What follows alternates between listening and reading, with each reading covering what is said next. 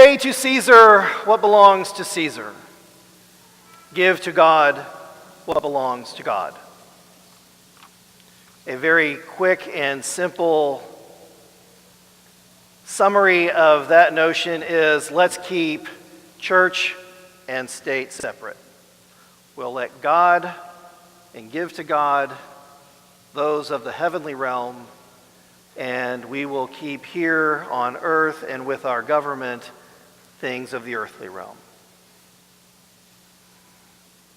Well, my friends, that is the exact opposite of what you and I should be doing, particularly here in the United States of America. And here's why. Our system of government is a democracy. Government of the people, by the people, and for the people. And so if we are to render unto Caesar, if we are to give to the government what is due to the government, our first, foremost, and primary obligation to our country is to engage in an active, intelligent, and purposeful participation in that government. If you and I do not participate as citizens of the United States in our government, we cease to have a democracy.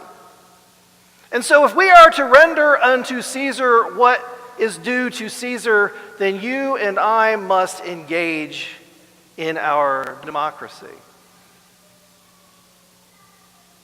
Now, in that conversation, in the marketplace of ideals where the political discussion occurs, it is often thought to be an uncomfortable or inappropriate place for us to bring our faith.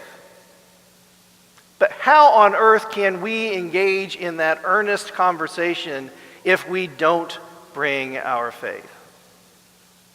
If our government is to be a government of the people, by the people, and for the people, should it not reflect the morals and values of that people?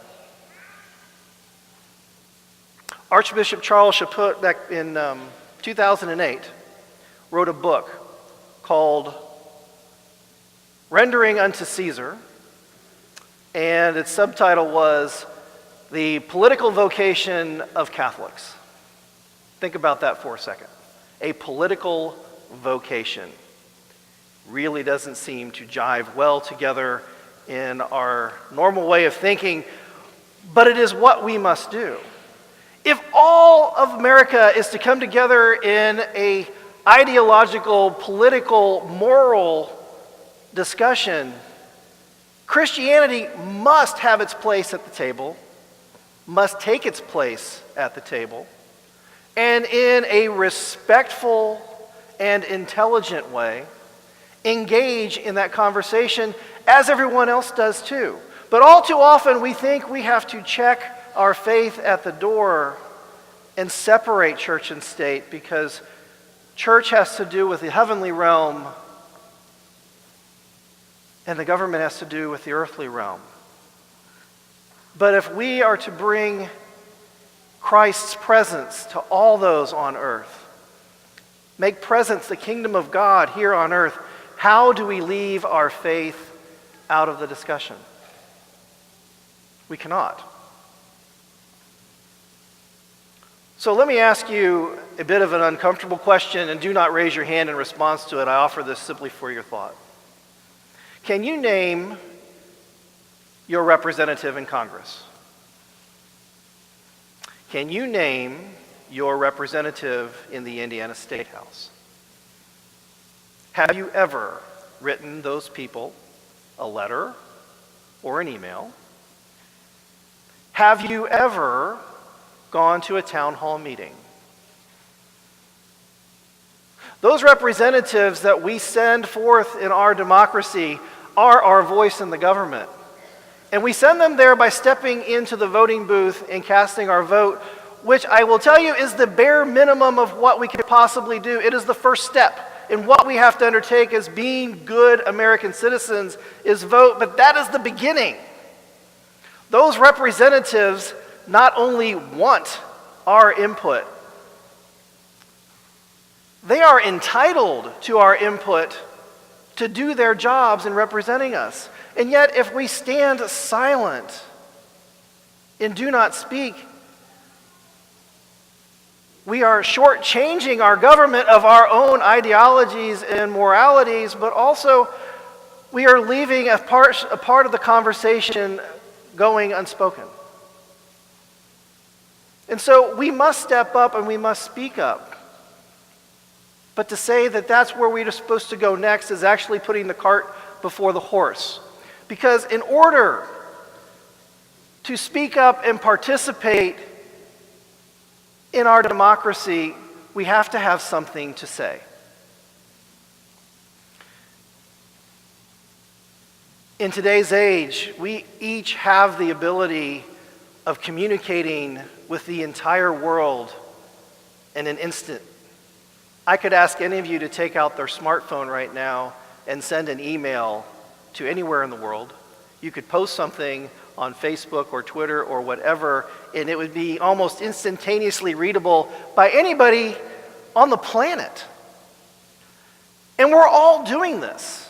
We are all engaging in more communication than we have ever dreamed possible, and yet we're saying so very little.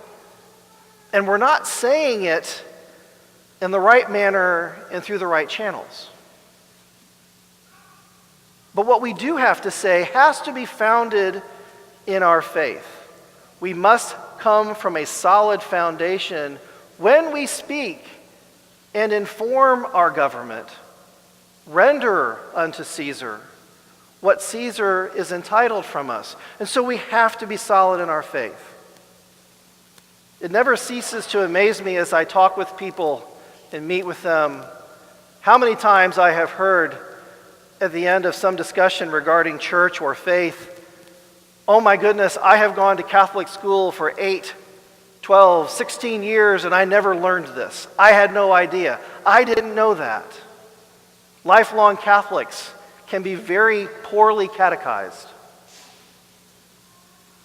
And it starts right here with your clergy. We, as your clergy, must dedicate ourselves to preaching and teaching the truth in a clear and effectively communicated way. But the faith is really taught within your homes. The domestic church is where the faith is handed down to our generations. Your children, your grandchildren, your brothers and sisters learn more about Christianity, living a life in harmony with Christ and with the teachings of the church from watching how mom and dad interact with each other and how mom and dad interact with the world. They'll learn much more from that than they'll ever learn from a sermon on Sunday morning or in a classroom.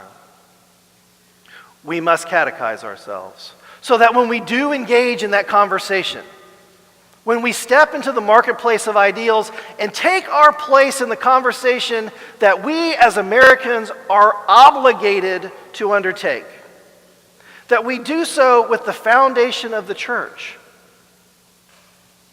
There is nothing more patriotic than participating in your government in an effective, respectful, and appropriate manner.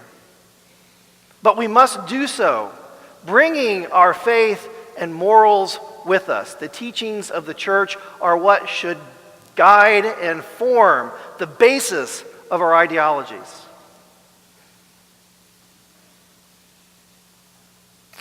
St. Thomas More was put to death in a political, theological struggle with the king. And his last words were, "I am the king's good servant, but I am God's first." And so I'll submit to you this final thought. God gave each one of us a mind, a heart, and a backbone, and he expects us to use all three.